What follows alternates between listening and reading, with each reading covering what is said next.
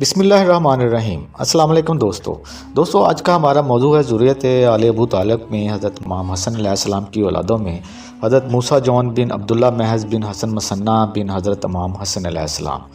دوستو آج ہم آپ سے ذکر کریں گے کہ آپ کا نام موسیٰ تھا اور آپ کو جون کیوں کہا گیا، آپ کے والد سے ابو عباس صفا نے کیا فرمائش کی اور کس غلام نے آپ کو قید کروایا، منصور نے آپ کو تازیانے کیوں مارے، اور محمد نفس زکیہ شام میں کس طرح پہنچے، اور محمد نفس زکیہ کے قتل کے ٹائم پہ جب ان کی شہادت ہوئی تو آپ اس وقت کہاں تھے، ہارون کے پاس جب آپ گئے تو انہوں نے آپ کا مذاق کیوں اڑایا، اور منصور نے آپ کو کس طرح سے امان دی، اور اس وقت آپ کے ساتھ کون کون تھے اور آپ کی اولادیں کون کون سی تھی۔ اگر آپ نے ہمارے چینل کو سبسکرائب نہیں کیا تو سب سے پہلے سبسکرائب والا بٹن دبا کر ساتھ میں گھنٹی والا بٹن بھی دبا دیں تاکہ ہم آپ کو آنے والی ویڈیو جو ہیں وہ بر وقت پہنچا سکیں۔ تو شروع کرتے ہیں آج کا ہمارا موضوع جناب موسیٰ جون کے بارے میں۔ آپ کا نام موسیٰ اور کنیت ابو الحسن تھی، بقول عمری کے شیخ شرف عبدالی اور ابو غنائم عمری صوفی اور ابو عبداللہ حسین ابن طباطبا نے موسیٰ کا لقب جون آپ کی کالی رنگت کی وجہ سے آپ کو دیا گیا، اور امام فخر الدین رازی نے آپ کی کنیت کتاب الشجرۃ المبارکہ میں ابو عبداللہ تحریر کی اور کہا کہ عبداللہ محض بن حسن مثنیٰ کی اکثر اولاد ان کی ہی طرف منسوب ہے۔ آپ کی والدہ ہند بنت ابی عبیدہ بن عبداللہ بن زما بن اسود بن مطلب بن اسید بن عبدالعزیز بن قصہ تھیں۔ بقول ابن تکتکی کے نسابہ الکبیر عبدالحمید کے خط سے نقل ہے کہ موسیٰ کی والدہ محمد نفس زکیہ اور ابراہیم قتیل باغمری کی بھی والدہ تھیں، اور ان کو موسیٰ کا حمل 60 سال کی عمر میں ہوا، اور کہا کہ 60 سال کی عمر میں صرف قریشی عورتیں ہی بچے جن سکتی ہیں، باقی عورتوں میں یہ صلاحیت صرف 50 سال کی عمر تک ہی ہے۔ ناظرین، آپ کی ولادت 130 ہجری مدینہ میں ہوئی۔ آپ ادیب اور شاعر تھے۔ آپ بنی امام حسن علیہ السلام کے سب سے زیادہ قبائل آپ سے ہی منسوب ہیں۔ نصابین اور مورخین نے آپ کو شاعر لکھا۔ آپ کا تذکرہ اولاد علی کی اہم علمی شخصیت میں ہوتا ہے۔ بقول ابو الفراج اصفہانی کے بقول موسیٰ بن عبداللہ کے ایک دفعہ میں اپنے والد کے ساتھ ابو صفا کے پاس گیا جب اس وقت میں نوخیز لڑکا تھا۔ ابو العباس صفا نے میرے والد کی طرف متوجہ ہو کر کہا، امید ہے تمہارا یہ بیٹا حضرت ابو طالب کی اولاد میں سے ان پڑھ افراد کے لیے علمی موضوعات کو بیان کرے گا۔ میرے والد نے کہا، ایسی ہی امید ہے۔ پھر ابو عباس صفا نے کہا کہ آپ اس سے کہیں کہ کوئی اشعار سنائے، تو میرے والد نے مجھ سے کہا، اٹھو اور انہیں اشعار سناؤ۔ پھر میں نے اشعار پڑھ کر سنائے اور بیٹھ گیا۔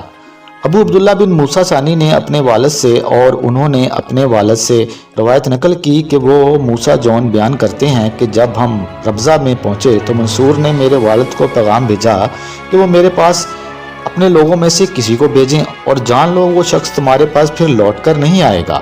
یہ سن کر ان کے بھتیجوں نے خود کو پیش کیا اور اس کے پاس جانے کے لیے کہا، مگر میرے والد نے انہیں جزائے خیر کی دعا دی اور کہا کہ میں اس بات کو پسند نہیں کرتا کہ تمہاری وجہ سے تمہارے خاندان کو کسی طرح مصیبت اور پریشانی میں مبتلا کروں، لیکن اے موسیٰ تم منصور کے پاس جاؤ۔ تو میں اس کے پاس گیا جبکہ میں ایک نوخیز لڑکا تھا، اور منصور نے اپنے غلام کو تازیانے لانے کو کہا تو وہ تازیانہ لے آیا۔ اس نے مجھے اس بے رحمی کے ساتھ تازیانے مارے کہ مجھ پر غشی طاری ہو گئی۔ پھر اس نے تازیانے کو اٹھاتے ہوئے مجھے قریب آنے کو کہا۔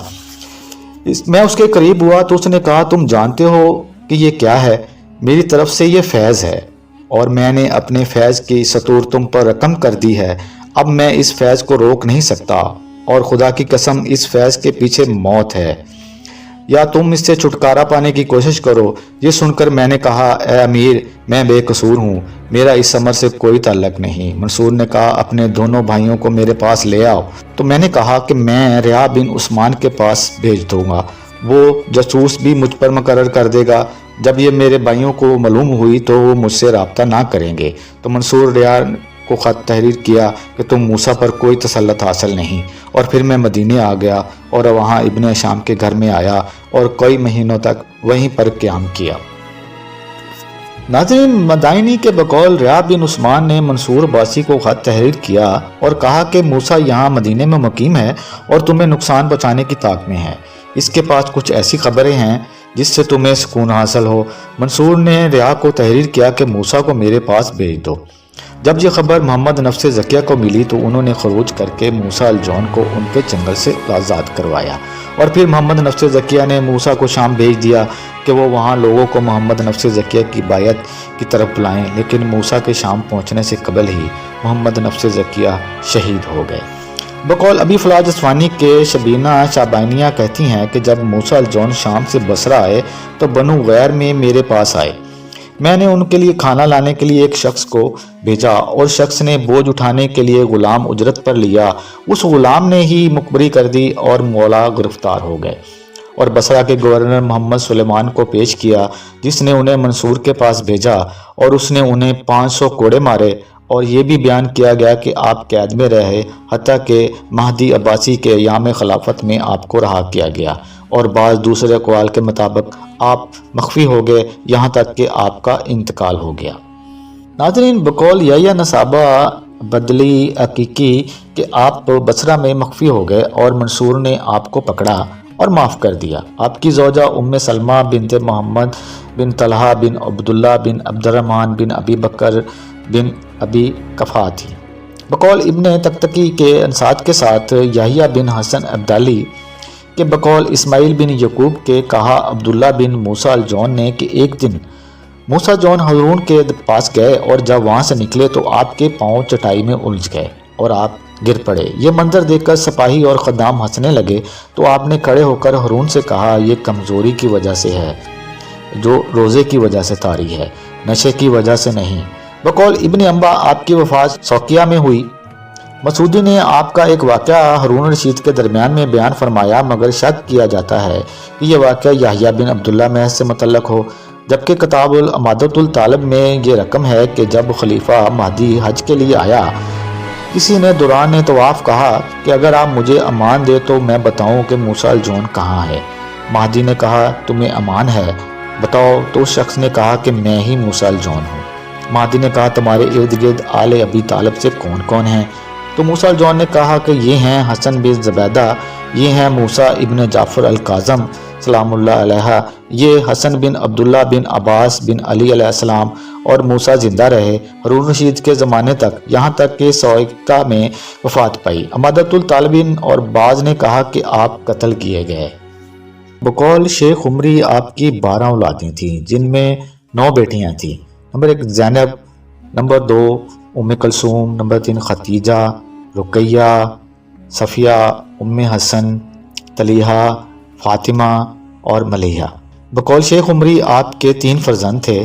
محمد جو کہ درج ہیں وہ لاولد تھے، ان کی اولاد جاری نہیں ہوئی۔ ابراہیم اور عبداللہ کہ دونوں کی اولادیں جاری ہوئیں اور کثیر اولاد جاری ہوئی، اور جتنے بھی قبائل جو حسن علیہ السلام کی اولاد کے قبائل ہیں وہ سب کے سب تقریباً زیادہ تر انہی سے منسوب ہوتے ہیں۔ بقول ابو حسین مدنی اکمکی عبدالی ابراہیم اور عبداللہ دونوں کی والدہ ام سلمہ بنت محمد بن طلحہ بن عبید اللہ بن عبد الرحمن بن ابی بکر ابی قحافہ تھیں۔ تو ناظرین یہ تھی آج کی ہماری ویڈیو، انشاءاللہ اگلی ویڈیو میں آپ سے پھر ملاقات ہوگی، تب تک کے لیے اجازت دیجیے، اللہ حافظ۔